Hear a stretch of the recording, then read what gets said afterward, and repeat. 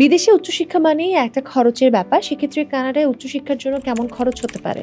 It depends যে আপনি কোন ইনস্টিটিউশনে যাচ্ছেন, কোন লোকেশনে যাচ্ছেন, কারণ Canada is a huge country.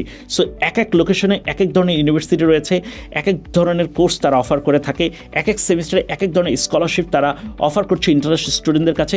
On an অ্যাভারেজে আমরা যদি ব্যাচেলার কোর্সের কথা বলে থাকি, সেক্ষেত্রে টিউশন ফিস হয়ে থাকে $18,000 Canadian থেকে শুরু করে $30,000 Canadian per year for the bachelor program.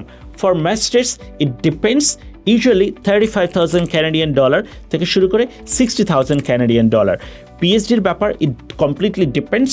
Most of the cases পিএইচডির জন্য ইন্টারন্যাশনাল স্টুডেন্টদেরকে ফিস দিতে হয় না যদি তারা স্কলারশিপ পেয়ে থাকে। তবে বাংলাদেশ থেকে যেই ধরনের স্টুডেন্টরা পিএইচডি করার জন্য কানাডাতে যেয়ে থাকেন, তারা কিন্তু ফুললি ফান্ডিং নিয়েই যান। বাহ, এটা একটা great news for us. Of course